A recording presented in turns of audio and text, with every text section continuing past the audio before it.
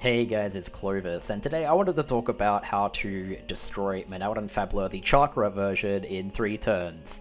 So make sure you watch the previous video for how to kill a boss in 2 turns. You can apply that strategy to like anyone. Maybe I'll do another video about that to expand on it, but I wanted to focus on a realistic situation where you have a starter deck in the game, namely the Patrician of Darkness starter deck, or perhaps you just have some sort of modified deck at your point of the playthrough when you actually get to this guy, and then basically prove that you can destroy this guy in 3 turns as long as you open up with a really high attack card on Yami, you move forward, you flip it up, you move it 2 spaces forward, and now it's in a situation where it's 2 spaces away from his deck leader. I will explain why that's important in a second, but something about some of the AI in this game is they have a property to just kind of man up to your monster before they've played a card. So in a situation where you have a monster 2 spaces away from them, Manawwydan Chakra will double tap his deck leader, because he thinks he's really cool, and he's gonna destroy your monster, and then he decides that he's gonna play from his hand, and if the monster, highest attack possible combination monster in his hand that he goes to play, can't beat your monster, he thinks it's a bad idea to play it in front of his deck leader because your monster will destroy it, so he plays it out of the way and leaves his deck leader exposed. That is quite literally the explanation for this. Now, as I mentioned, the reason why it's important you're 2 spaces away instead of 1 is because if it's 1, he will move away, and then after you attack him, your card will be kind of beached on the meadow. So you can do this with any card that's strong on Yami, but just remember, spellcasters are weakened by his deck leader ability, by 500 attack and defense, and also when a spellcaster battles or attacks on meadow, they lose another 500. So if you use spellcasters for this, they'll lose 1000 attack when attacking, which is quite bad. So it's a better idea to use something like a zombie or also a fiend. Either of these work, and we talk about the zombie strategy here because, again, in a speedrun, which I've been doing a lot of lately, again, quick plug for my Twitch. Like I mentioned in the Seto video, again, you can find that. I'll try to remember to put it up here. But if you notice, Seto plays a card and then moves. This guy moves and then plays a card.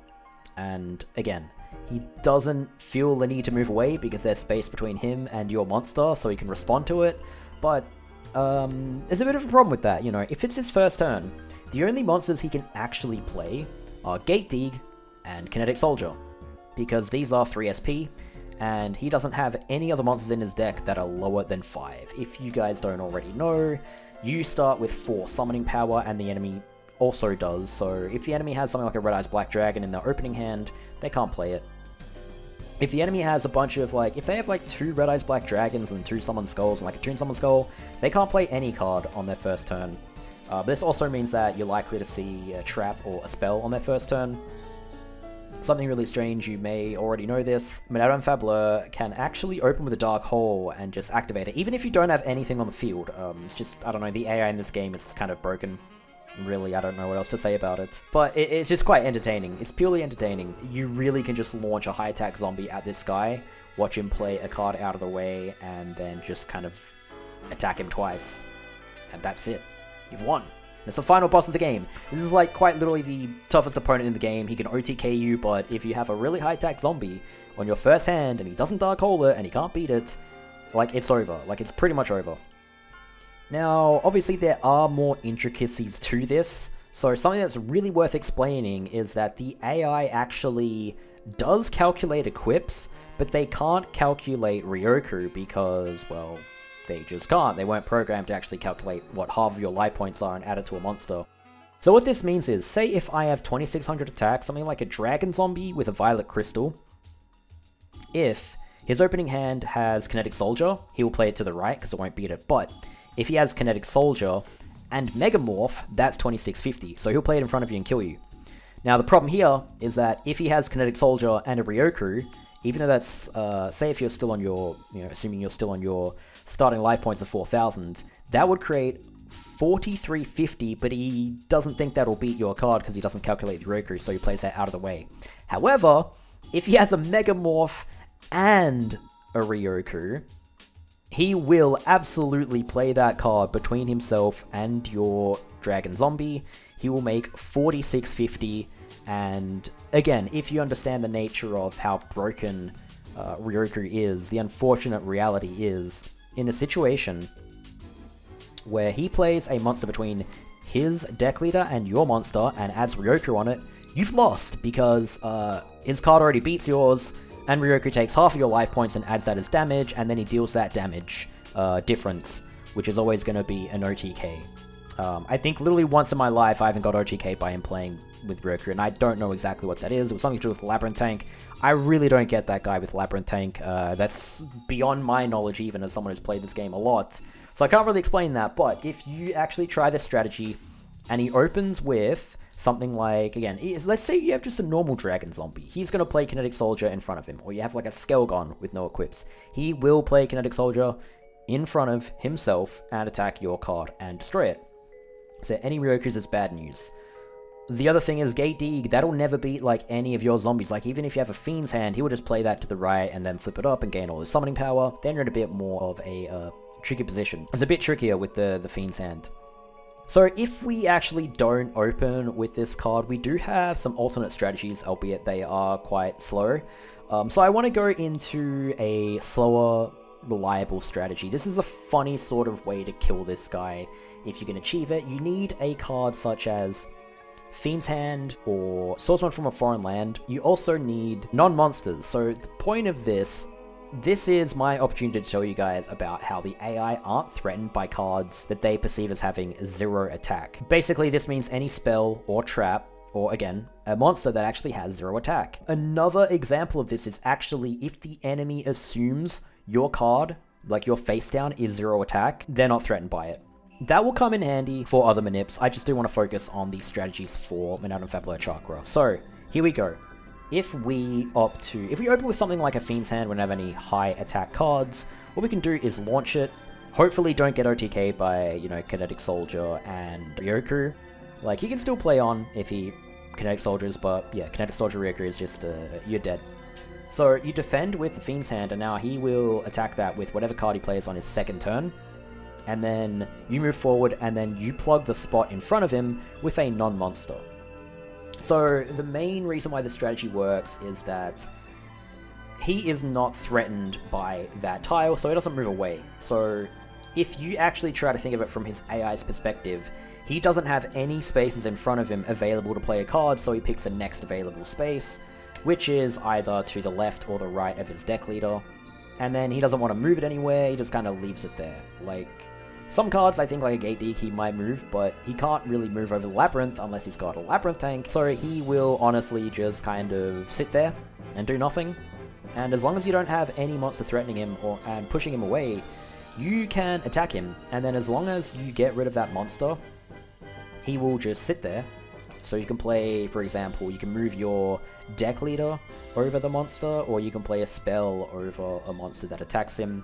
It is generally simpler to crawl towards him and just, you attack him, move your deck leader over your card, and then check your hand for a non-monster, move your deck leader back, and then play a non-monster in front of you, and then the next turn, you play a monster in front of you, attack him, and then move your deck leader over your monster, and hopefully it doesn't take you more than 2 times to lethal him. Sometimes it takes you 3. It shouldn't really take you any more than 3. You should be playing your highest attack cards, but this strategy is a lot slower, but it is reliable, and if you don't care about speedrunning, you can just do this casually and it's still a win. Really, this is one of the most reliable ways to beat him. If you're able to actually get to his deck leader, even in a slow pace, as long as you can block the space in front of him, he stands there. He does not react to a card that has no attack value, and that's true for basically every opponent. Now again, reminder that they will react to a 0 attack card by attacking it, because they think they can destroy it, but their deck leader will not react to it because they're not threatened by an attack. They don't register your card to have any threat to their deck leader or be able to attack it if it's not a card with an attack value. And the way the AI sees spells, traps, any non-monster in the game is that it basically has an attack and defense value of 0. Now, because I am discussing ways to beat this guy easily, and I did mention the Patrician of Darkness starter deck, it is also worth the merit to talk about how to destroy him with a Shadow Ghoul, which seems very strange, but it is possible you can beat this guy with Shadow Ghoul. So I'll go through that strategy. I'll show it on the screen now. Basically, the goal with Shadow Ghoul is we want to open a card on our first turn, Hopefully don't get Darkhold. Now this card is important because when we finally do approach him with the Shadow Ghoul, we actually want to make sure to have a card in the middle for him to attack, because if we don't, he will play behind him and attack and kill our Shadow Ghoul, which that is just really, it's devastating for us. So that's why we open up with a card in the middle, and then hopefully we still have Summoning Power to play our Shadow Ghoul on the second turn. We play a top right and launch it up, and then move it onto the meadow, and then now he will move forward. So this is, again, quite a simple thing. Enemies, when you have a monster on the opposite side that they naturally want to travel, they will actually attempt to pathfind around. Again, you learnt this on Seto Kaiba. Enemies will unironically try to pathfind around your monster to get back to that side. So that's why they move forward. And then, for example, if you disappeared with your monster from there, it would start to move to the left, but it doesn't matter on this map because there's a labyrinth tile there. So anyways, he moves, instead of moving away to the side, he actually just moves forward. And then now he's in a position where you can attack him. And on the following turn, you can do a follow-up attack with your Shadow Ghoul and then just attack him with any monster that deals 800 or more. Or, you know, whatever the difference is, depending on, like, it's possible you actually attack into something like a Megamorph or a Ryoku, in which you only actually need to attack him twice with a Shadow Ghoul, or you can deal less damage. If you Megamorphed, if you attack into a Megamorph, you only need 200 damage on the third direct attack. So you can kill with, like, a Caterpillar in that instance, which is kind of funny. Again, there are cards that he can play that stop this. If he plays anything strong on Yami, you're forced to retreat, and it's really painful. He also can do things such as, like, flipping up a Barrel Dragon that kills one of your cards and ruins everything. That is always possible. Barrel Dragon is really funny on this guy, because sometimes he can kill a monster that seems really inconsequential, but if you are doing a speedrun, it actually ruins everything, because then he could just, like, attack you directly on the following turn or something. It's actually quite devastating. But ultimately, strategy for this guy, and something to learn about him, is you can kill him in 3 turns, and you also can kill him slower than that by just stopping him from playing a monster in front of him. Thanks for watching this video. I really do appreciate it. Thank you guys so much. And again, I did plug my speedrunning. Check out my Twitch in the description. Come find me there if you guys want to see some speedrunning, and you might actually get to see these strategies implemented in the next video. Or, sorry, a speedrun, that's what I meant to say. I got sidetracked. Next video, I don't know what it's going to be. It's going to be another duelist, probably, or it'll be like a speedrun VOD. So, I don't actually know who I'm going to do next, but the videos I'm editing, I do plan on doing, like, how to kill this duelist really quickly, and I'll go through the basic strategies of that duelist. And, yeah, so stay tuned for that one, and thank you very much, and I hope to see you guys in the near future.